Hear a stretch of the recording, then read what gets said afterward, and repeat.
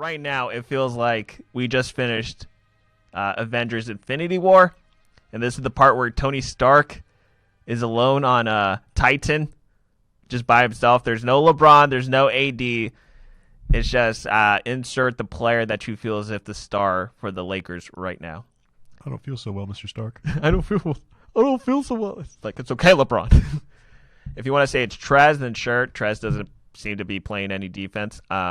Kyle Kuzma is a great player, don't get me wrong, but it's necessary right now for us to see that he needs to evolve into becoming a star player. And if he does become a star player, then you know he's going to have to fit back into his previous role, which was a really good role player by the time LeBron and Anthony Davis do rejoin the team. You could say Dennis Schroeder. Schroeder is an exceptional point guard. Don't get me wrong. Like, he isn't a great player, but he is not meant to get this team to an above 500 record if he's the primary option. He's not going to get you to the playoffs unless you're in the Eastern Conference. That's just the fact of the matter is. Like, I don't think he really did with the Detroit Pistons, and if he did, then somehow it was because he was the person that was the star player, and they must have had a below 500 record because they just walked in as an 8th seed. That happens to be the pattern of the Eastern Conference, and honestly, if you show up to any type of previous employer, or I should say, if you ever go to any new employer and try to show them your previous places of work on a resume, and it says anywhere in the Eastern Conference, 8th seed, that's not something that's going to shine into their eyes as like something that's very exceptional. The reason why he was good with Atlanta is because they actually were still fading away at that time from what they were, which was the previous number 1 seeds of Eastern Conference, and they still had that afterglow. They still had Budenholzer as their head coach. Schroeder, again, is a great player. I love Dennis Schroeder. Is he the primary option for an offense? No. He is someone that is meant to be the distraction off of the primary option, which is why the Lakers were winning 4 straight games since the second half of the season started. LeBron James's absence during the Atlanta Hawks game on Saturday was heartbreaking, because now you see that now that they don't have Anthony Davis, LeBron is going to be out. A lot of Laker players are actually telling the media that he's going to be out a month. So a 36-year-old LeBron James, who was in the MVP discussion, just had his chances shattered, and now the Lakers are feeling all alone right now with Dennis Schroeder, Kyle Kuzma, and Montrezl Harrell, all exceptional players, but are not star players. That's the part that sucks. And so now we're looking at the clock, seeing how many days until we get to April. How many more days can we get to Anthony Davis? Like, a lot of the games are winnable, but at the same time, it's not easy to do it without Anthony Davis or LeBron James. Tonight against the Pelicans, they're getting wiped off the floor. And this is a team that if they just had a big such as Anthony Davis, it would be a different story. If they had somebody that can control them and be a leader against a team that doesn't really have a lot of leadership, which is like below 500 and gives up a lot of points like the Pelicans, who's to say that the Lakers wouldn't be in the picture right now? Let's look at the schedule moving forward. I mean, as you said, we're getting shellacked by the Pelicans right now. But I know they play the Bucks at the end of the month. We have next in 2 days we have the Sixers. That's probably an L. Well, because Embiid is out, but at the same time they still got Ben Simmons. Their role players are playing exceptionally nice, and as I grudgingly say this, Danny Green is actually playing well with them. Damn you, Danny Green. After that, that's on the second half of a back-to-back. We have the Cavs. That's probably a win. It can be, but you never know how Colin Sexton is. That's true. And after that, we have the Orlando Magic. Yes, depends on how their moves look, because Aaron Gordon is up on the block. They could even possibly trade Vucevic. So we don't know what's going to happen with the Orlando Magic. Are they going to get stronger? Because they're even in the Eastern Conference picture. Or are they going to become weaker and just try to do a rebuild in the middle of the season? And then later on, 3 days later, and all those aforementioned games before are all at home. And rounding out the homestand on the 31st, the Bucks, like you said, Zach. Tough.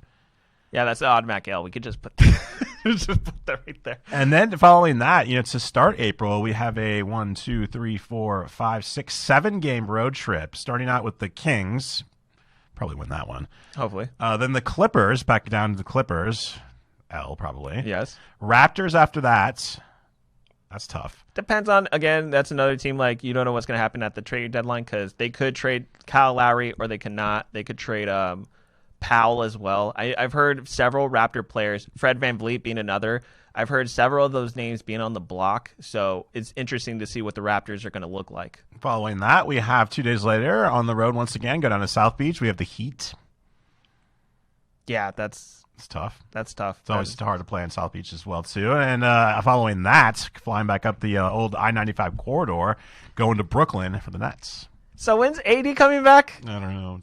Is AD coming back? Oh, jeez. All right. So the only thing, now that we've gone into like about an early portion of April and you see the Laker fans, you see the dilemma now, right? The Lakers are actually like 6 games ahead of the team that's in 8th place in the Western Conference. I'm not saying the Lakers are not going to make the playoffs. This is not a repeat of the 2019 scenario. But at the same time, you don't want to just barely graze into the playoffs. Yeah. I don't know. And then rounding things out, April 12th, we have the Knicks, 13th, the Hornets, and the 15th, the Celtics. And then, we have a lot of games. The season goes all the way till May 16th, the last game of the season, May 16th, at the Pelicans once again. So, I don't know. A lot of pundits said that the Lakers would be pretty fortunate to survive this spell without LeBron and without AD going to the 6th or 7th seed, but you never know. So this is what's going to happen. What's going to happen? What can save the Lakers? What can save the Lakers? A buyout. If Andre Drummond gets bought out, that can save the Lakers as we know it. The only question is, would the league allow it?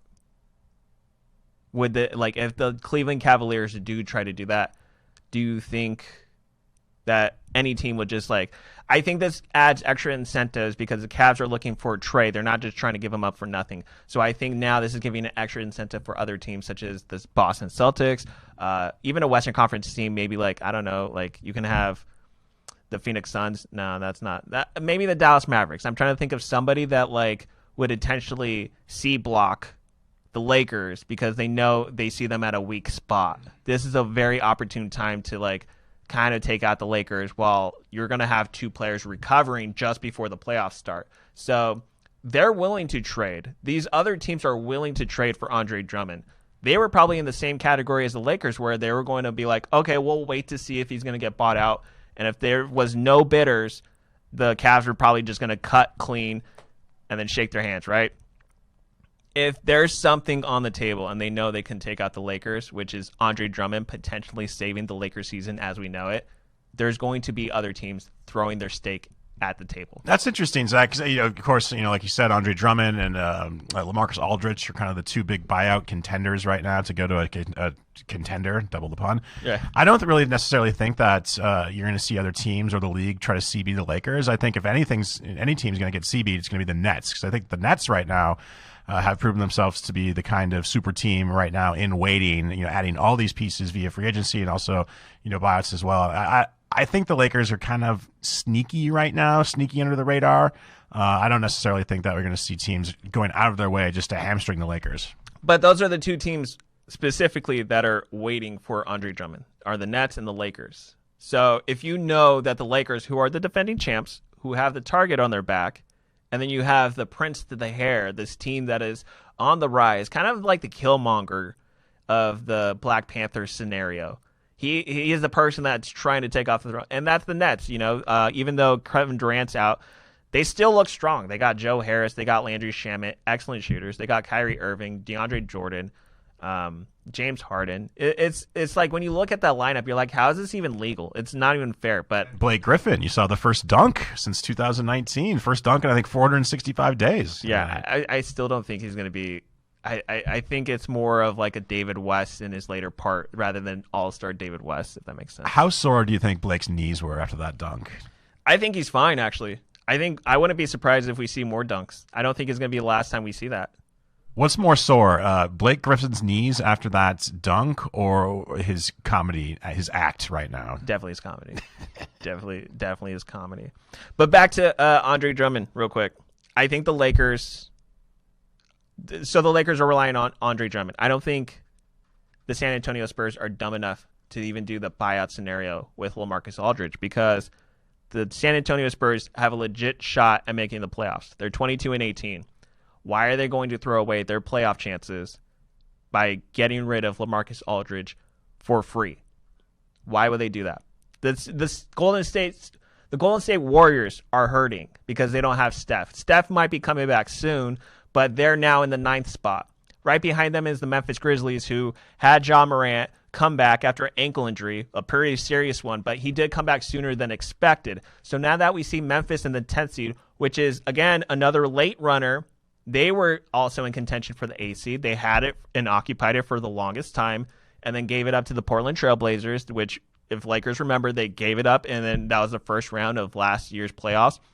Memphis is a team that's very on edge. I think the Lakers, again, I'm not worried about the Lakers not making the playoffs. I'm just worried about who can save the Lakers right now from waiting until Anthony Davis and LeBron James have to sacrifice their bodies before a return. Who can say, is it Andre Drummond, or will there be a team that C blocks them from getting him?